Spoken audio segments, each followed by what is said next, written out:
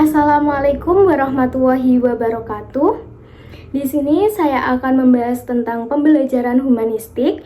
Sebelumnya, perkenalkan, nama saya Anindya Ratnamaya dengan NIM 2404020162 dari Program Studi Pendidikan Matematika. Yang pertama yaitu pengertian. Pembelajaran humanistik adalah pendekatan pembelajaran yang berfokus pada pengembangan diri individu secara utuh dengan menempatkan peserta didik sebagai subjek yang aktif dalam proses belajar.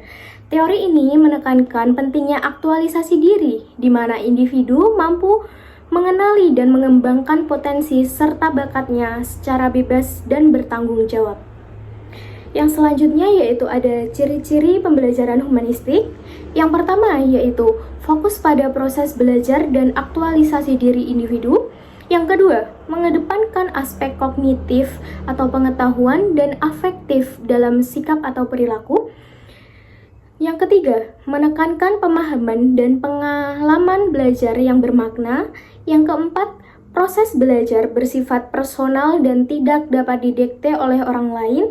Yang kelima yaitu guru berperan sebagai fasilitator, bukan pengendali proses belajar. Yang selanjutnya yaitu ada tujuan. Yang pertama, membantu individu mengenali dan mengembangkan potensi dirinya. Yang kedua, meningkatkan motivasi dan minat belajar. Yang ketiga, mengubah karakter individu. Yang keempat, mendorong interaksi dan kolaborasi antar siswa. Yang kelima, mendorong siswa terlibat aktif dalam proses pembelajaran.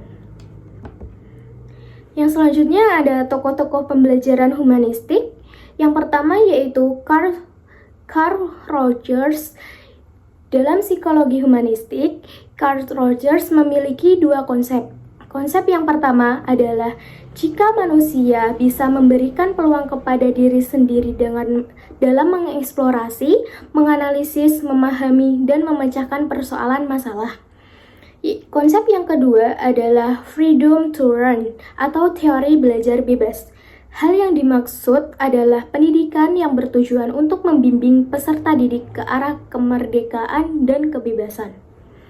Yang kedua yaitu ada tokoh Arthur Combe.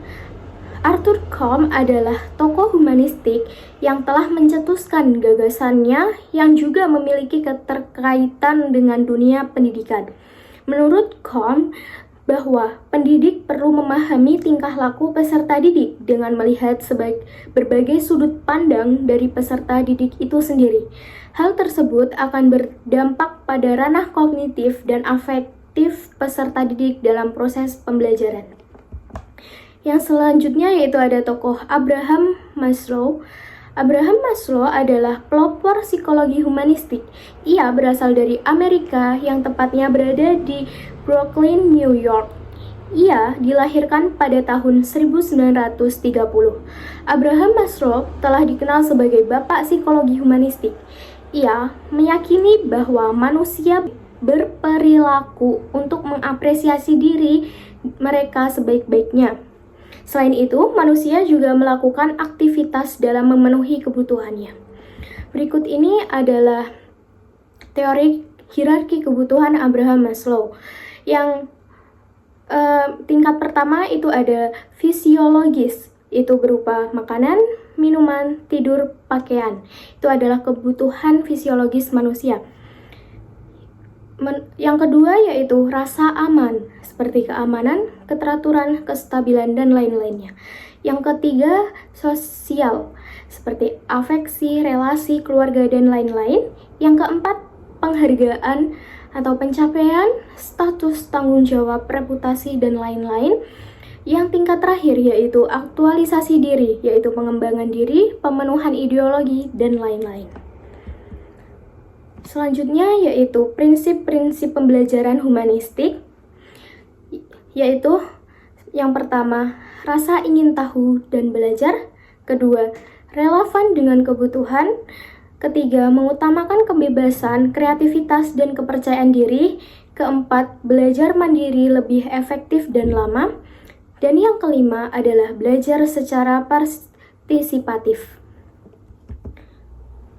Selanjutnya ada strategi pembelajaran humanistik. Yang pertama adalah student-centered learning atau pembelajaran berpusat pada siswa.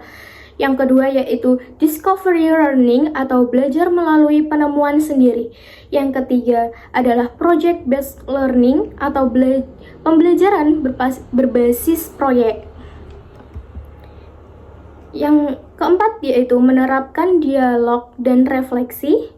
Yang kelima yaitu konseling dalam pembelajaran, dan yang terakhir adalah evaluasi yang fleksibel. Selanjutnya ada penerapan dalam pembelajaran matematika. Saya memilih ini karena saya dari program studi pendidikan matematika. Jadi, yang pertama adalah pembelajaran bermakna. Maksudnya itu mengaitkan konsep matematika dengan pengalaman pribadi atau di kehidupan sehari-hari siswa.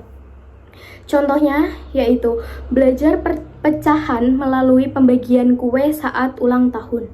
Yang kedua yaitu fokus pada proses, bukan hasil. Menghargai usaha dan pemahaman siswa, bukan hanya jawaban benar di akhir saja. Contohnya yaitu memberi pujian atas cara berpikir meski rumus dan jawabannya itu belum tepat. Jadi sebagai guru kita harus mengapresiasi siswa walaupun itu hasil akhirnya belum tepat. Yang selanjutnya yaitu ada lingkungan belajar yang suportif. Guru membangun suasana nyaman, terbuka, dan bebas dari rasa takut. Contohnya, mendorong siswa aktif bertanya seperti cara penyelesaian dalam persoalan ini kepada guru tanpa rasa takut. Yang terakhir yaitu refleksi. Siswa diajak merenung tentang apa yang telah dipelajari dan dirasakan selama pembelajaran. Contohnya, memberikan tugas merangkum setelah pembelajaran dan memberikan soal-soal untuk latihan, sehingga siswa dapat mengingat-ingat kembali apa yang telah dipelajari saat itu. Yang selanjutnya yaitu ada peran guru dalam pembelajaran.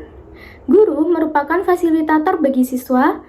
Pengajar atau guru adalah seorang yang memberi kemudahan, membantu mengidentifikasi masalah-masalah kehidupan yang mereka alami, serta membantu memperjelas aspirasi guna meningkatkan kompetensinya.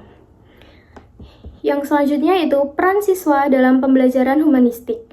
Siswa atau anak didik yaitu pihak yang membutuhkan bimbingan untuk dapat melangsungkan hidup. Siswa merupakan individu atau manusia berperan sebagai pelaku utama atau student-centered yang memaknai proses pengalaman belajarnya sendiri. Yang selanjutnya yaitu ada kelebihan dari pembelajaran humanistik. Yang pertama yaitu membantu pembentukan kepribadian dan kreativitas.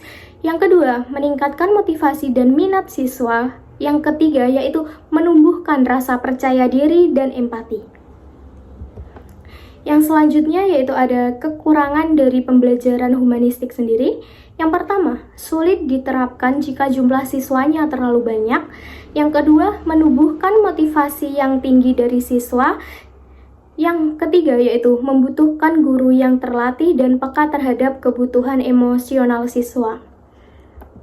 Mungkin itu saja yang dapat saya sampaikan. Kurang lebihnya mohon maaf. Wassalamualaikum warahmatullahi wabarakatuh.